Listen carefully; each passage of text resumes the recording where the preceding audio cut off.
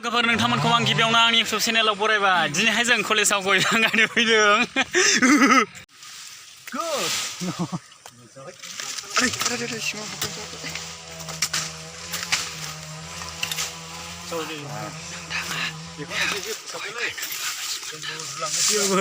गोलोमबायबो खस्थ' मोनबाय ओरैबायदि खैजोमा हरदोंना खनस्टारनि बाराव रुबाय आंखौ माइरि खामानिया बोस्रांनायनिलै हेलो गाइस जों दिनै सारमोनजों ज' हेलो गाइस गय बिफां गायदों जोंना कलेजाव फुना हो दाबायनानै हो साबस्क्राइब खालामना हो लाइक खालामना हो कमेन्ट होना हो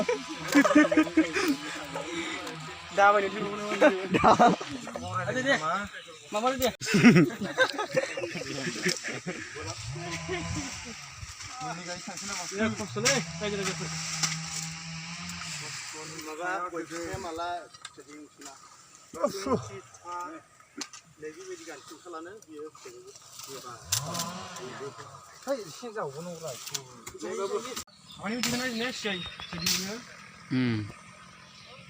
सेदिफोरना बिदियावनो मोनदा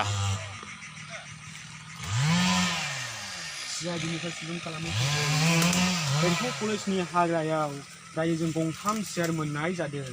बेयावहाय मा खालामो सोर मा खालामफैयो जों बेखौ नायबिजिरदों बेयावहाय माबा माबिफोर मोननोबो हागौ नाय लोगोफोर बे बेंटल कलेजनि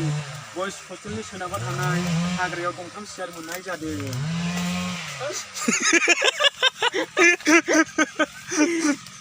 सोर मा खालामफैयोमोन सार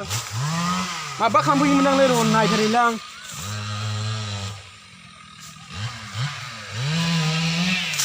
सेदिफ्राव इदिं खानाया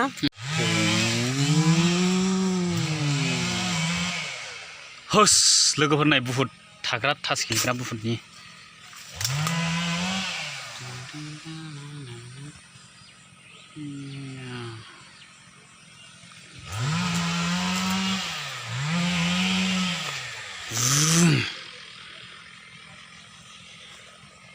मोनजानायलाय सिनियर स्टुडेन्ट जुनियर स्टुडेन्टफोर फंबाय बिनानावमोन नायनानै लाखानै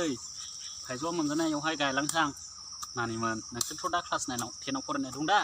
देनांहाय आं गायनायखौ नायनानै लाखा बेयावहाय माबायदि गायो जाबायलै भिडिअ'आ जाबाय बिफां गायनो नागिरदों आं बिफाङानो दे लोगोफोर बिफां